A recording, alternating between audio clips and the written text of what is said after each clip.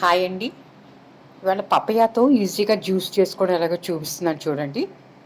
నార్మల్‌గా మనందరం బత్తాయి పళ్ళను సమ్మర్‌లో తీసుకుంటుంటాం. ఆల్ సీజన్‌లో కూడా దొరుకుతుంటుంది. కానీ ఇలా చేసి చూడండి, చాలా ఈజీగా ఉంటుంది. హెల్త్‌కి కూడా చాలా మంచిది. ముందుగా పపాయ అర కేజీ తీసుకోండి. మధ్యలో విత్తనాలు తీసేసి, అలాగే తొక్క తీసి చిన్న చిన్న ముక్కల కింద కట్ చేసుకోండి.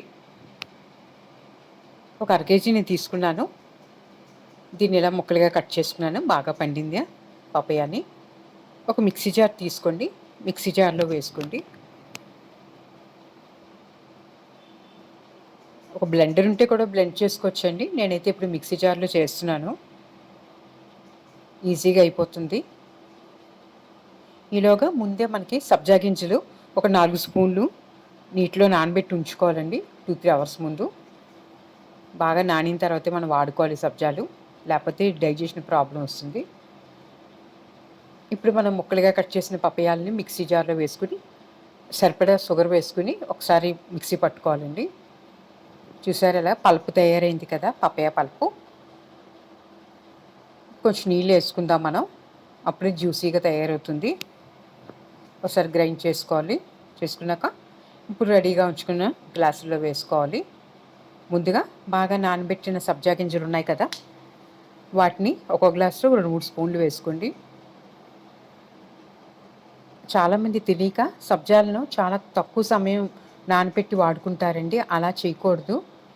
అది అరగకుండా ఉండిపోతుంది, పీచు పదార్థంగా తయారవుదు పూర్తిగాని. అందువల్ల మినిమమ్ 3-4 గంటల ముందే నానబెట్టుకుని బాగా నానిన తర్వాతే వాడుకోవాలండి. ఇలా వేసుకోవాలి. సబ్జా గింజలు వేసుకున్నాక మనం మిక్సీ పట్టుకుని తయారు చేసుకున్న పపాయ జ్యూస్ని వేసుకోండి.